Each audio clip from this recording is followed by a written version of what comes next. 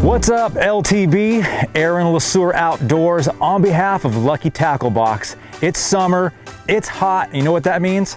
Topwater fishing, my favorite technique to do. And right now we're gonna talk about the Jenko Flea Bag 110. I just like to say Flea Bag. I think that's an awesome name for a bait. We got a topwater walking style stick bait that we're gonna go over today. We're gonna show you how to rig it, how to retrieve it, and hopefully how to catch fish on it. So let's start with rigging.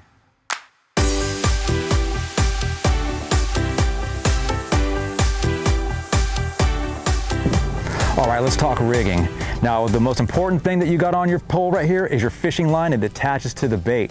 Now, you want line that floats. Now, I have straight braid rigged up on this reel right here, but I also have a leader. Now, braid floats, but the problem with braid going straight to this is that it gets so limp that it's gonna foul up on your hooks. So what you're gonna wanna do is put a mono leader on here. And the reason we use mono is because mono floats. It's got a little bit of stretch versus a fluorocarbon leader. So now you're gonna get everything that's gonna float, and the line's a little stiffer, so it's not gonna foul up your hooks. So that's really important when you're throwing this out on long casts, that if you're trying to pinpoint a target and it fouls up, you're gonna ruin that cast and it might cost you a bite. So now when you've got the appropriate line on here, you can make those casts knowing that you're gonna have a perfect retrieve almost every single time. Number two is you wanna have the right rod, and that rod's gonna have some bend in the tip. Now this has got some good parabolic with a stiff backbone, so when you set the hook on those fish, you can really keep them pinned up.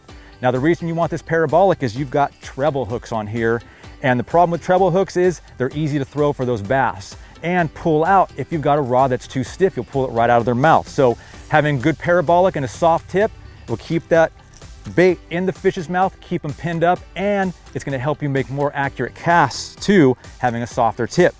The other thing you wanna make sure you have is a fast reel. Don't go any lower than 6'4" to 1. You can go 7, you can even go to the Revo Rocket 9 to 1.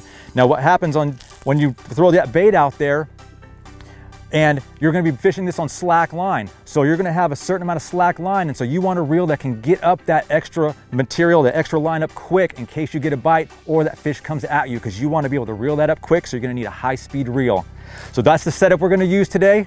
Let's go try to catch some fish, and let's talk about location.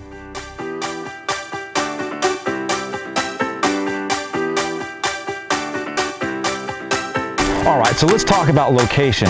Now in the summer, fish are looking for their comfort zones. The water's heating up, they're looking for oxygen, food, and cover.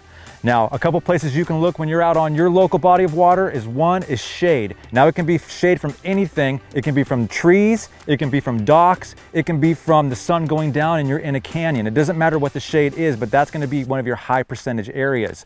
So I've got this softer rod, so now I'm gonna make a lot more accurate cast into areas where I think those bass are gonna be hiding and ambushing to try to get to their prey. And I'm gonna work that right into these shade pockets. Every little shade pocket I find, I'm gonna hit as many of those as I possibly can throughout the day, because not all of them are gonna produce. So you just gotta keep covering water with this bait, working it fast, cover a bunch of water, and hope to get a few of these bass in the boat.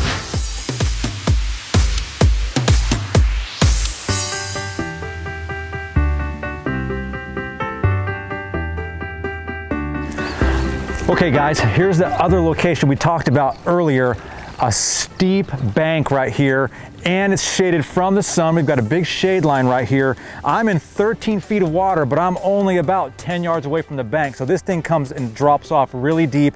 The fish, I've seen them on my graph, they're out here and they're gonna move up and down all day long when they're ready to feed, and then they'll go back down to their comfort zone. So I'm gonna run this entire bank trying to get a bite, and hopefully there'll be some fish up wanting to feed.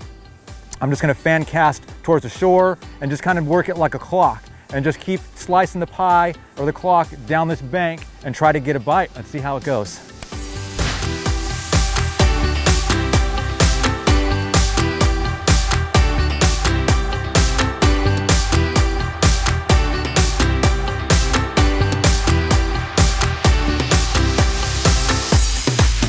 All right guys, let's talk about retrieval. Now retrieval on this bait's pretty important to get the walk the dog action. That's what you want to do. So what you're going to want to do when you have your bait out there is you're going to keep your rod tip down at an angle pointed towards the water out in front of you. And the key to this bait is to bring it in on slack line. So I got some slack line here, and I'm just gonna give it a little snap. And what that's gonna do, it's gonna get the bait walking one way, and then I'm gonna snap it again on the slack line, and it's gonna get the bait to walk back the other direction. So you're gonna just wanna keep that slack line moving back and forth. And now cadence is really important on this bait, and sometimes that'll be the difference between getting a bite and not getting a bite. So you have to get out here and figure out what the bass want. Listen to what they're telling you. Try different cadences on your retrieval. You can do a fast retrieve. If the bass are looking to attack and be really aggressive, you're going to want to keep that cadence up, going really quick, really fast on your pops. Get that bait in a tight little walking motion. If the bass are being finicky and they need a little time to look at it, slow it down. So do long pauses in between your jerks, and it's get that bait to walk a long distance. You can get this thing moving like 1 to 1.5 feet back and forth. That's really going to call their attention if they're not being very aggressive. So walk the dog. The keys are rod tip down, snap it on slack line. You want to reel up a little bit of that slack on after every snap of the rod on your retrieve to pick up a little bit of the line to get the next snap. And the other main important thing is cadence on your retrieval. You get all those together, get out here and practice, and you're going to start putting fish in the boat.